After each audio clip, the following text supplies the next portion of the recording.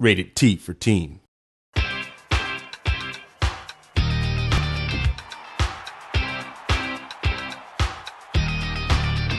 In the case of Rock Band 1 and 2, those games inspired a lot of people who got a taste of what it feels like to make music through the game, to then step away from their game consoles and actually pick up real instruments and start studying.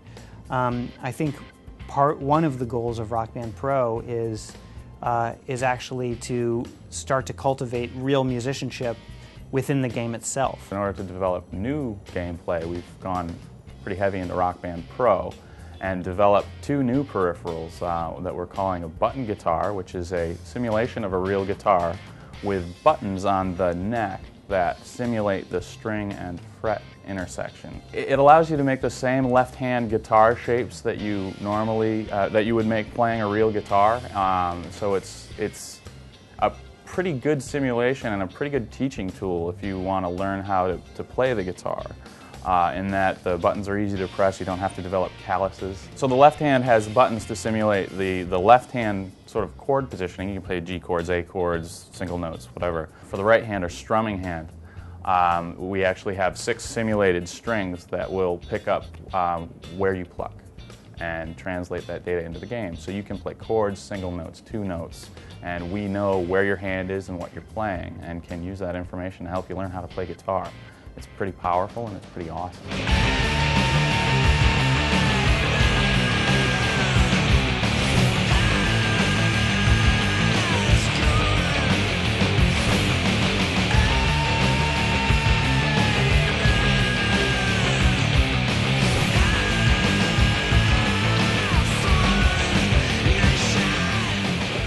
Compared to, like, you know, the entry level kind of action on a real guitar, it's actually pretty easy. You know, it's like you don't have to worry about tuning or strings or calluses or any of that stuff. It's really, you just sort of press the button and go. And we work with Fender to come up with a great shape for the button guitar, and one of the historical Fender entry-level guitars is the Fender Mustang. And so we decided, and along with our partners at Fender, that the Mustang shape would be like a really cool shape.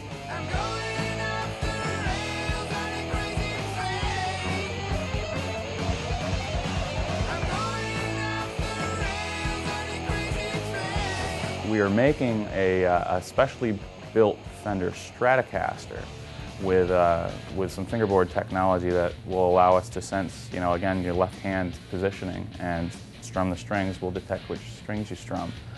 And we push all that information into the console, and you can play on a Fender Strat or a modified Fender Strat. Part of enabling a real guitar into the game actually dictates that we create a brand new way to build fingerboards, or the area of the guitar that has the frets on it. This is a fully functioning guitar, right? It's got pickups, Absolutely. It's got the whole...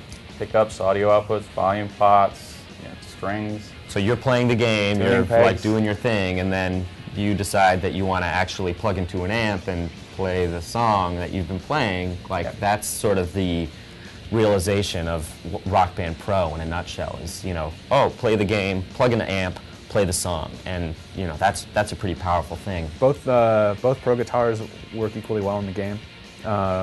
It's just players' preference as to what they want to play. The core guitars, or the legacy peripherals that we make now, still function just as well as they did in Rock Band 2 and Rock Band 1 and Rock Band 3. So if you want to play a guitar game, you can still play with the existing core peripherals that are out in the market and that we're still selling. We're trying to kind of innovate in new space, but also make sure that we are respectful of the investment that people have made.